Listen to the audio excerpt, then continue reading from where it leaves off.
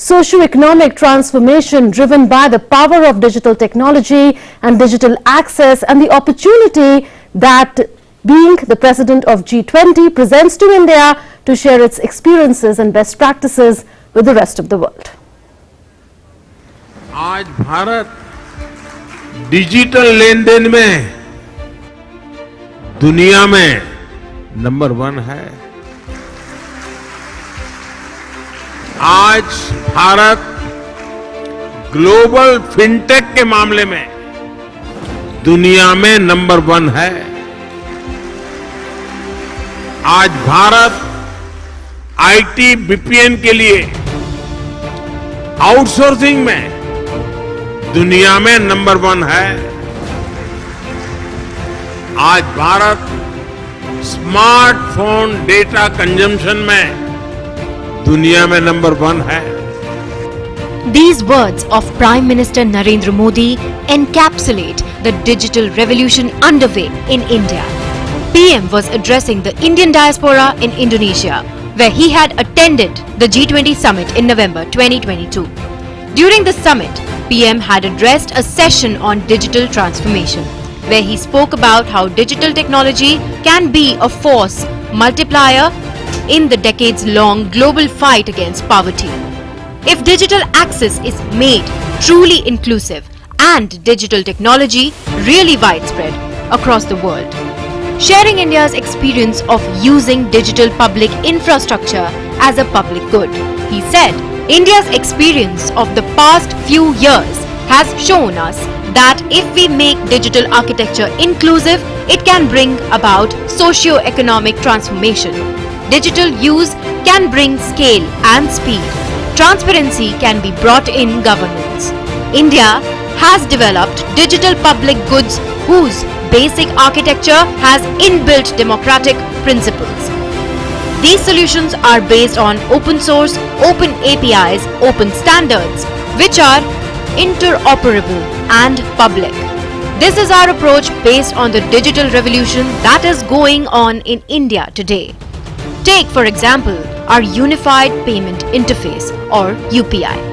Sharing how India leveraged digital technology for its COVID-19 vaccination drive, PM Modi said, our open source CoWIN platform made the biggest vaccination campaign in human history a success even during the pandemic. CoWIN is a unique digital platform that supports India's COVID-19 vaccination drive, helping the program managers in registration and tracking of every beneficiary and vaccination event, along with real-time information on the available vaccine stocks, storage temperature, actual vaccination process, and generation of digital certificates. The system ensured no scope for favoritism, VIP culture, or jumping the queue. India used CoWIN, an open source platform, for its people and extended it as a digital public good to the world. Now CoWIN platform is being integrated with Ayushman Bharat Digital Health Mission, the backbone of India's digital healthcare system. As a result of that, doctors and medical professionals may soon be able to manage appointments and maintain patient records over the vaccine platform. At the Bali summit, the PM also expressed concern over the digital divide at the international level. He noted, in India, we are making digital access public, but at the international level, there is still a huge digital divide. Citizens of most developing countries of the world do not have any kind of digital identity. Only 50 countries have digital payment systems. Setting the ball rolling on India's G20 engagements in the realm of digital economy, Wednesday saw Union Minister of Communications, Electronics and IT Ashwini Vaishnav launch the G20 Global Digital Innovation Alliance and Stay Safe Online campaign.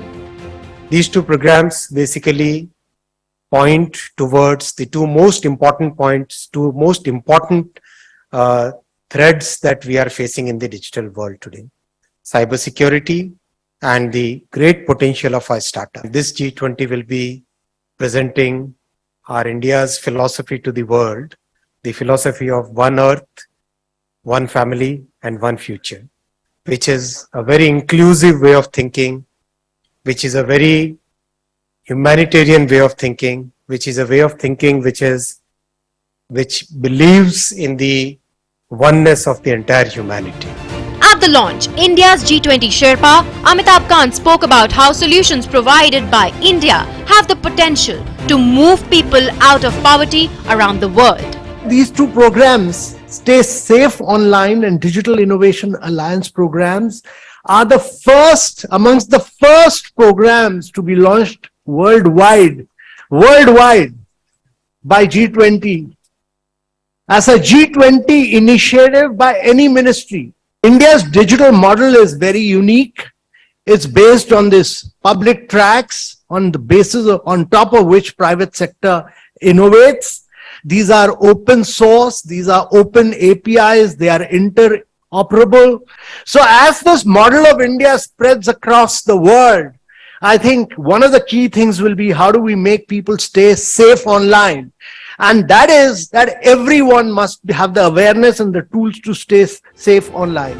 The objective of the Stay Safe Online campaign is to raise awareness among citizens to stay safe in the online world due to the widespread use of social media platforms and the rapid adoption of digital payments. Whereas the G20 Digital Innovation Alliance aims to identify, recognize and enable the adoption of innovative and impactful digital technologies developed by startups from G20 nations as well as invited non-member nations, which can address the needs of humanity in critically important sectors of agri-tech, health tech, ed-tech, fintech, secure digital infrastructure and circular economy.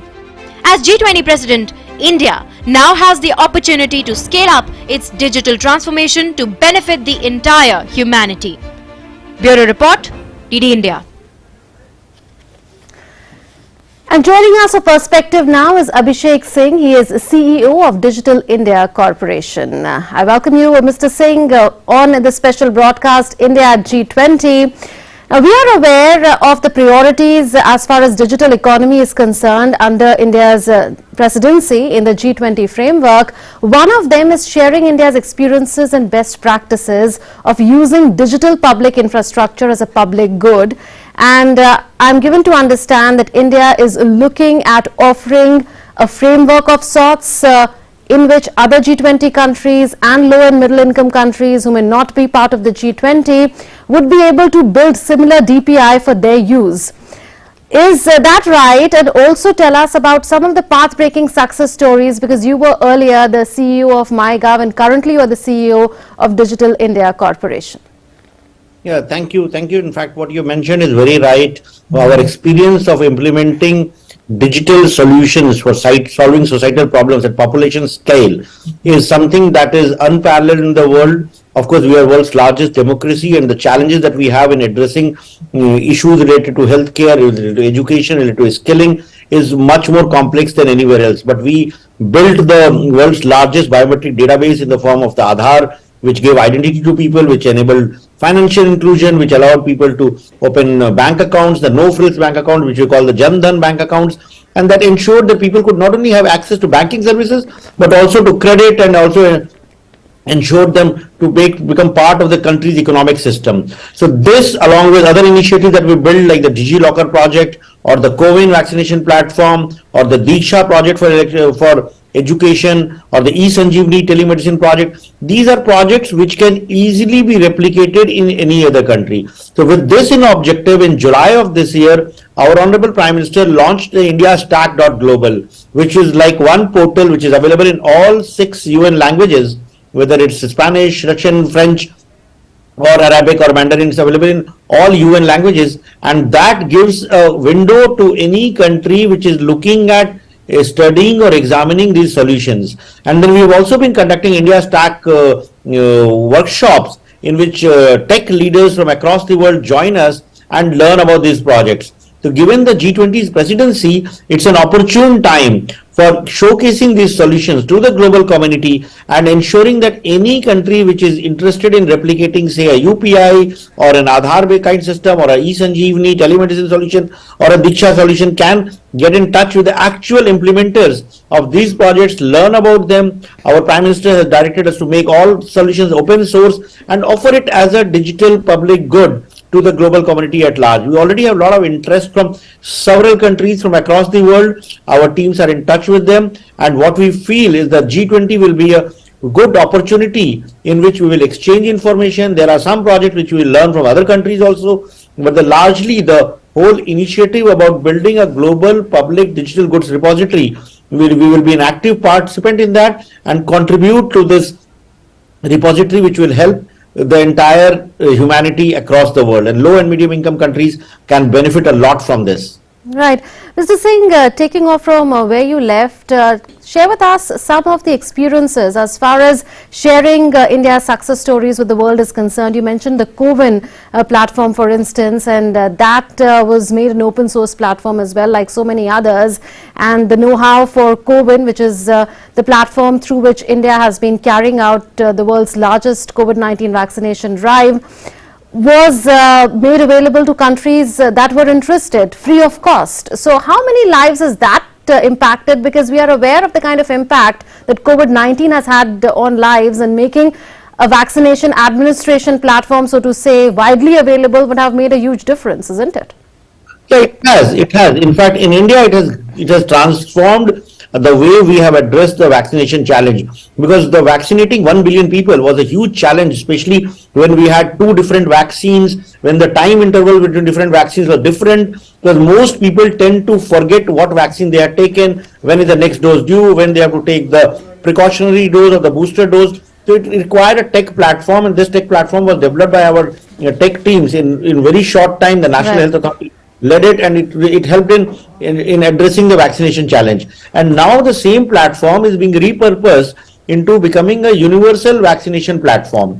So just like we were able to track the COVID vaccination, we will be able to track the BCG vaccines, DPT, polio, measles, rubella. So the entire vaccination program will be offered on this. And this will also give immense use to the global community. Right, we'll come back to you. Also joining us is Dr. R.S. Sharma, CEO of National Health Authority. Mr. Sharma, we were discussing the CoWIN platform and how it's impacting various countries and billions of people around the world. Share with us some of your experiences of how countries and people have been impacted, how India helped countries in distress through the CoWIN platform. No, I think Abhishek, the last sentences which I heard from Abhishek, I think he has explained it very well, that the CoWIN platform basically created a very, very democratic architecture where, in a country like India, if you did not have a technology backbone to ensure, to do the vaccination, there would have been a huge amount of confusion because of the different literacies, standard, different diversity, diverse country. It would not have been possible to really monitor each and every person's, vaccination status, number one. Number two, it would not have been possible to bring about portability into the system, which means that you can have first vaccine dose in Trivandrum and second one at Delhi. Those kinds of things would not have happened. And CoWIN platform made everything possible. It basically provided interoperability because we initially itself we published the API standards, and that resulted into a large number of players connecting to our platform. So people did not have to download any specific applications, whether they had a Paytm or they have some other application. As many as 150 applications are connected with us. So we created a platform which is based on open standards, open APIs, and even open source. And that being the case, we were able to track and trace almost everybody's, vaccination status. We were able to download, everybody was able to download the certificate, which is digitally verifiable. So I think all this has given us a huge kind of experience in developing a digital technology platform for a population scale of 1.3 billion. And now, as Abhishek rightly pointed out, we are now repurposing it not only as a universal vaccination platform, but also we are now creating a free HMIS for doctors, where a small clinic doctors can use that to publish their calendars of availability, also can create prescriptions and stuff like that. We are also repurposing it for even the blood banks and also for donor, the organ donation platform. And Okay. as our Prime Minister, we had a digital conclave on 5th of July last year. Yes. And there, as many as 147 countries participated in that. And our Prime Minister made the announcement that it is now we are giving to the world as a gift, as a digital public goods. And one country has already signed, and many countries are in the pipeline to sign the MOU to get the open source version of the CoWIN platform. Absolutely. So India is repurposing the digital innovations it had come up with during the COVID-19 vaccination drive. Particularly, you're telling us about how this is being integrating, CoWIN is being integrated with the Ayushman Bharat digital health mission. Mr. Singh, another priority other than sharing India's experiences of using DPI or digital public infrastructure for public good is also securing cyberspace. So I understand that there will be discussions on challenges in the security domain, digitally speaking, and also curating solutions for any future threats. We are aware of the kind of cyber attacks that have been happening. For instance, the AIIMS hospital was also a victim of a cyber attack. So tell us more about what to expect under India's presidency on that. Also, is the Stay Safe online campaign launched by MeitY yesterday a part of that? Yes, in fact, cybersecurity is one of the key pillars in our entire digital transformation strategy, and more so for the G20 conclave that we are happening. So the Digital Economy Working Group, which will focus primarily on digital technologies and how they impact humanity. There are three key verticals there, where of course the first one is digital public infrastructure, about we were just talking, and the second one is of course cyber security, and third is digital skilling and future of work. So cyber security remains a concern for not only India but the entire global community, because as we go online, as we do digital transactions, the risk that is there for attacks on critical infrastructure at the government level at one hand, and for the citizens on the other hand, that they can be prone to phishing, they can be prone to physical crimes, they can be prone to harassment, bullying, sexual crimes. All of these become a threat. So towards this objective, India has had a lot of experience. So we are one of those countries which is probably subjected to the most number of cyber attacks from our friendly neighborhood countries. So we have had our CERTIN and our cybersecurity coordinators. This entire office have got a lot of expertise in handling with that. We work very closely with the global countries which are also subject to such programs, and G20 will be an opportunity to exchange notes, to strategies, and what all can be done to ensure that we remain secure. The second campaign that we launched yesterday along with the Digital Innovation Alliance was on Stay Safe Online, because as we use more and more apps, more and more technologies, we do financial transactions, it's very, very important to ensure that every citizen, and not only of India but the entire global community, knows the risks which are there, what to do, what not to do, what happens when you scan a QR code, whether money is debited from your account or money is credited, what are the risks with not having a secure password, how to handle OTPs.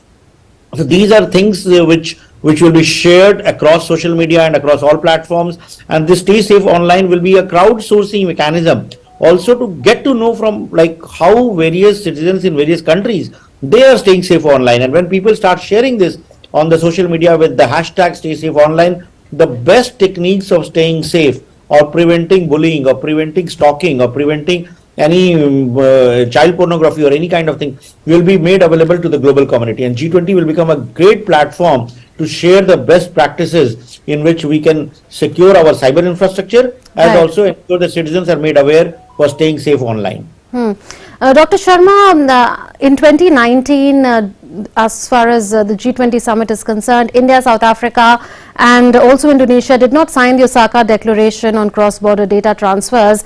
There has been a lot of concern over the years worldwide on personal data protection, but now a personal data protection framework or law is in the pipeline. So do you think that India will be articulating its stand this time around during the summit? Absolutely, but I will not be kind of risking the, how the bill will become a law. I understand, yeah. Time. So therefore, I will not say much about that, but let me add that the current form of the personal data protection bill, which is there, I had an occasion to go through it, and I find it to be extremely well articulated bill which basically strikes a balance between the privacy, safety, security, and also the responsibility of various players in the digital ecosystem. So I think it's a very balanced kind of articulation of our policies.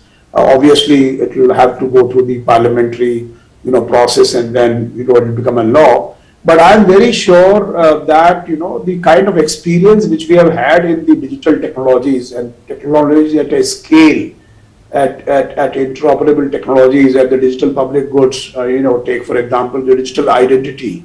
Now, digital identity is extremely unique in the world in the sense that it is not only kind of unique identity, it also provides the authentication services. And as you know, we have done about 71 billion authentications thus far in the last 8 or 9 years that Aadhaar has been in existence. And we have used it for multiple type of service deliveries. Similarly, in the UPI, we have had about 7 billion transactions last month.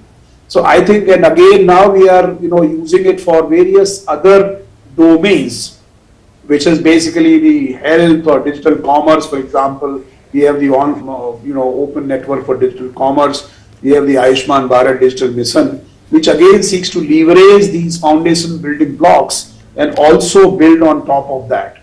So I think this is actually a very, very unique experience and an extremely unique way of doing things, extremely democratic, extremely open, and extremely based on open APIs. So it is essentially we create the framework and the rest of the ecosystem partners, they basically build solutions and also innovate around those things. And that model is actually extremely efficient model in the sense that it actually utilizes the scalability of the government system or framework and also the innovation and agility of the private sector.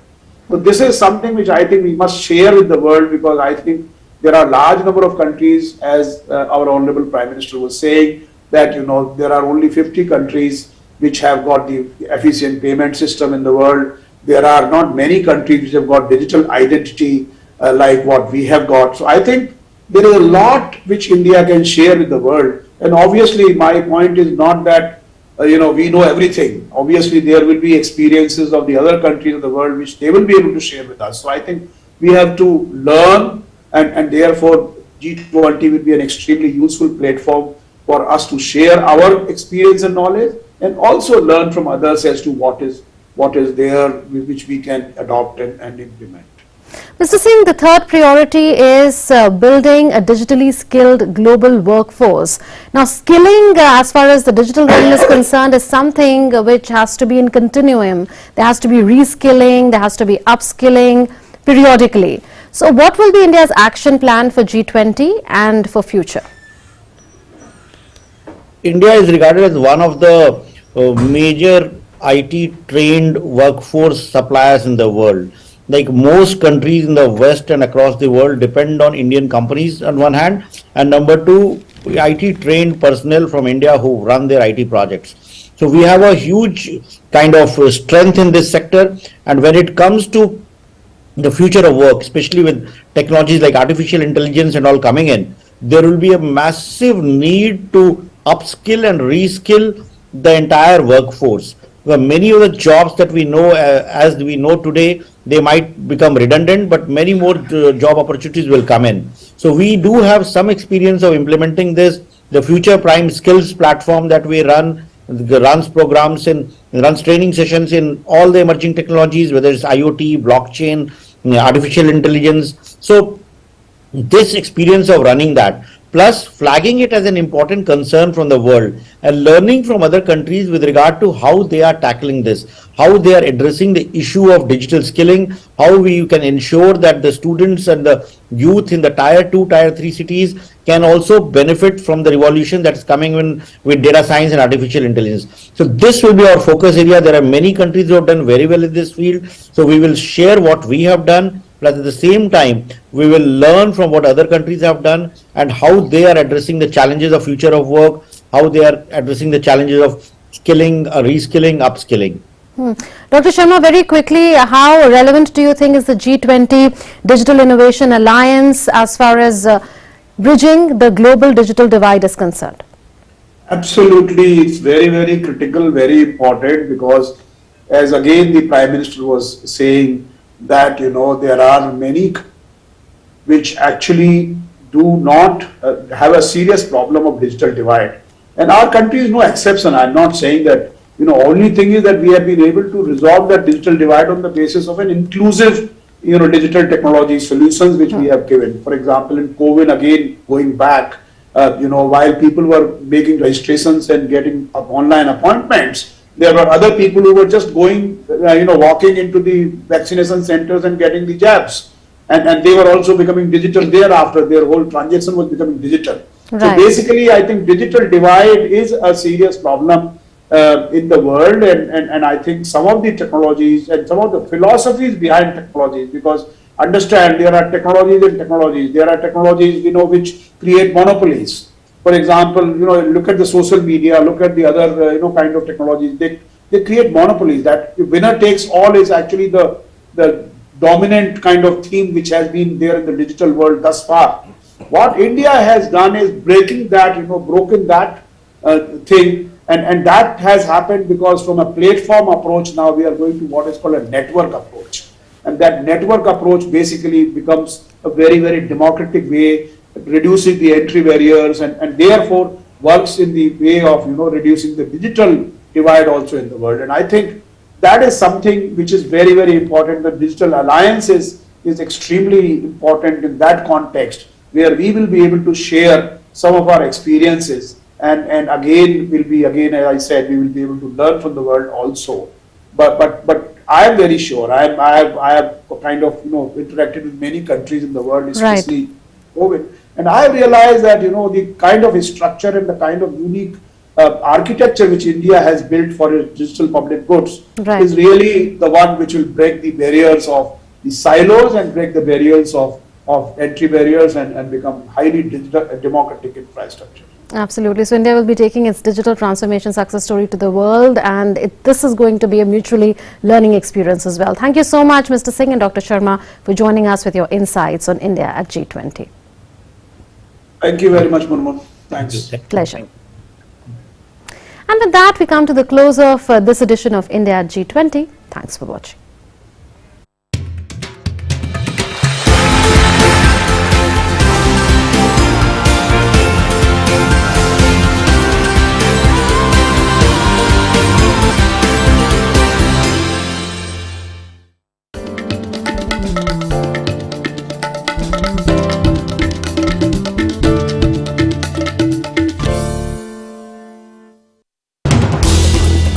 As the day unfolds and news and events take shape, we get you complete coverage of every news breaking in, tracking new developments as they happen. Midday Prime English, Monday to Friday, 2 p.m. on DD News and DD India.